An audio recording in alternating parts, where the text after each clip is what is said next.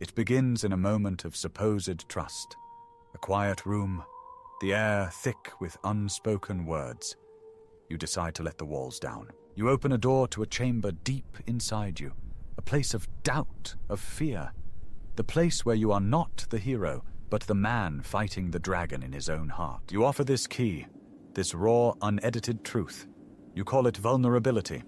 You believe it is a bridge, but you watch her eyes, and something shifts. It's not pity.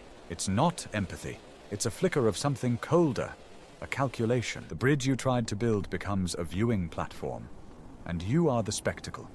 The emotional bleeding has begun. You think you're sharing a burden. You think you're fostering intimacy.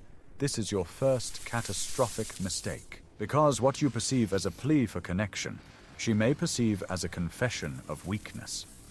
And in the cold arithmetic of attraction, weakness is a liability. This isn't a flaw in her character. Not always. It is a deeply ingrained psychological protocol, an ancient, primal software running in the background. Psychology calls it contempt. It's one of the 4 horsemen of the relationship apocalypse, but it is the most venomous, the most lethal. Contempt is not anger. Anger says, I disagree with what you did. Contempt says, I am disgusted by who you are. When you bleed your unresolved struggles, you hand her the ingredients for this poison. You are arming her with your own pain. Why does this happen? Think of the power dynamic. In many relationships, there's a subconscious reliance on the man as a pillar of strength, a steady rock in a chaotic sea. When you reveal deep cracks in that rock, the sense of security can shatter. For the partner who depends on that stability, your fear becomes her fear. Your weakness becomes a threat to her survival. And the subconscious mind has a brutal defense mechanism against that threat. Detach, devalue, despise. This is not about being a heartless machine. It is about understanding the nature of attraction. Attraction, especially on a primal level, is often tied to perceived competence and strength. Emotional bleeding is perceived as incompetence. It's the inability to manage your own inner world. You're not just revealing a wound. You're revealing you don't know how to stop the bleeding. This is the difference between strategic vulnerability and emotional bleeding. Strategic vulnerability says, I fought a battle, and here is the scar to prove my strength. Emotional bleeding says, I am in a battle I am losing, and I need you to save me.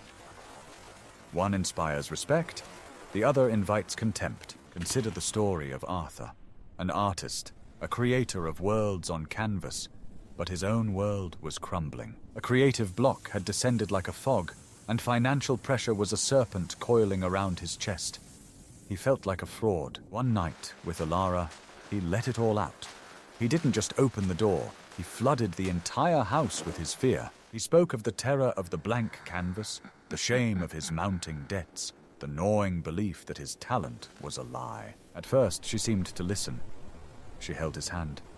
Her words were a soft blanket, but the blanket was thin, and the night was cold. In the days that followed, the change began. It was subtle, a pinprick, not a stab. During a small argument about finances, she said it.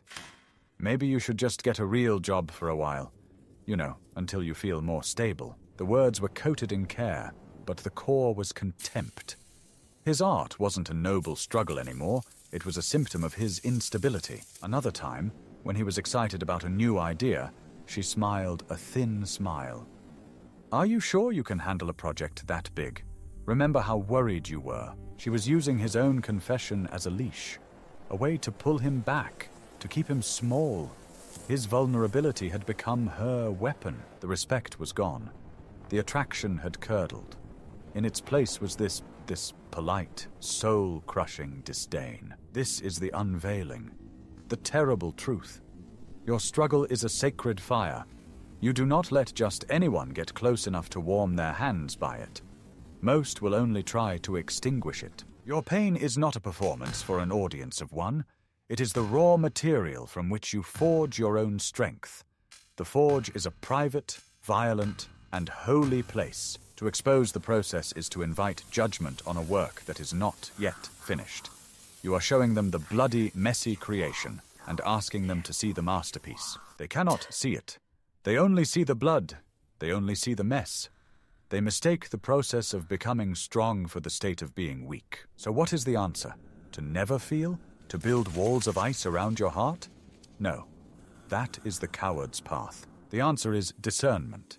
It is the wisdom to know what to share, when to share, and with whom to share it. Share your victories. Share the lessons learned from your defeats. Share your scars, not your open wounds. The bleeding must happen in private, in the company of a trusted brother, a mentor, a therapist, someone who understands they are a medic in the war tent, not a spectator in the Colosseum. Your inner world is your kingdom.